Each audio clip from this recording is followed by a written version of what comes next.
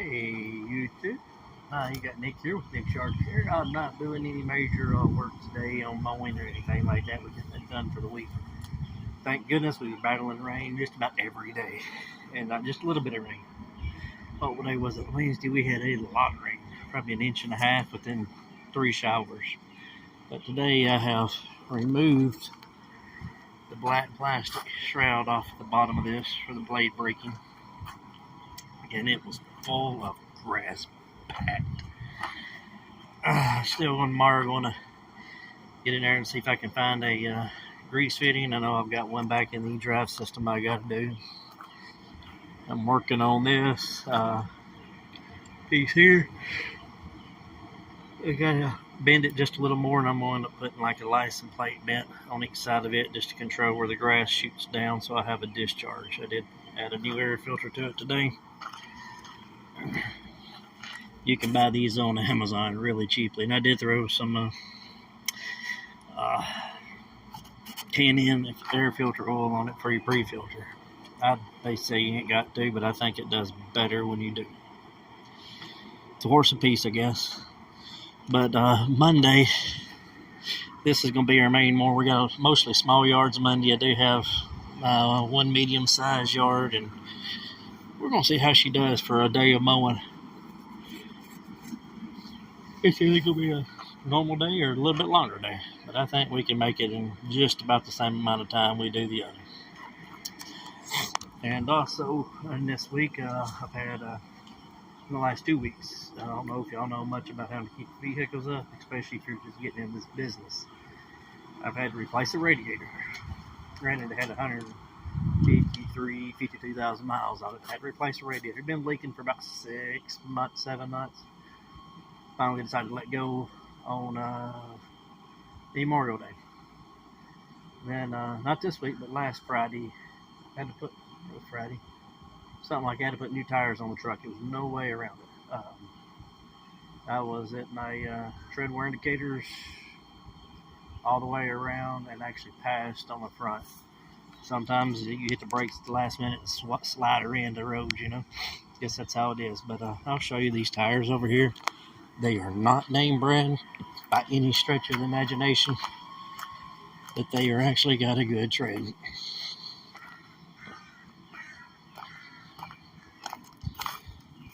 And there's some deep treads too. They're actually called V-Rubber. It's one of the biggest tire manufacturers in Thailand. Don't know much about them. I was asking for some cheap all-terrain tires, 10-ply from my four-wheel drive that I move a lot of weight, guys. So I did the factory-size tires. I wanted to go an inch and a half taller for give me a little taller stance until they priced it for me. But between the tires and then my radiator, I've been out over $1,200 in the last 3 weeks, just in repairs and maintenance. So. And if y'all are interested in living in the Birmingham area, I'm putting this on Facebook Marketplace tonight. Actually, I think it'll be on there when the video goes up. I'm putting it tonight, and it'll be up. This video goes live tomorrow morning. It's my X-Mark Turf Tracer 36 commercial mower. It's got the 14.5 Kawasaki with the upgraded breather. The industrial, and it does have the electronic push button start on it that it doesn't come factory with.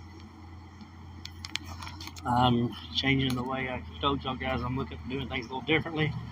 I'm going to try to sell it, get out from under my loan, sell it for payoff, and then from there I can put money elsewhere. I'm looking, since most of my yards are bigger this year, it'll be the 26 inch will be my small yards, and this right here I'm probably going to look to replace it with either a 48 inch or a 54 inch garden tractor. The reason for that is I have bigger property, and honestly a garden tractor running at 4.5 mile an hour, 54 inches is going to cut just as much grass actually more grass than that one does at 36 inches. People say it's a zero turn, but yeah, I don't run it at zero turn. Most of my yards at 3-point turn because they're too nice of an area to put stress and on the grass and start ripping it up. Always remember that if you've got nice grass, you never use a zero turn as a zero turn. You still got to make 3-point turns with it. She is very dirty, but I got to get her cleaned up. Get her online, guys.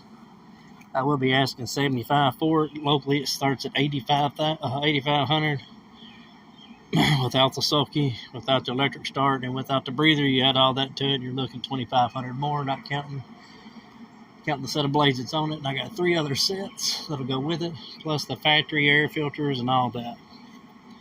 So if y'all are in the Birmingham area, give me a holler, because this is going up.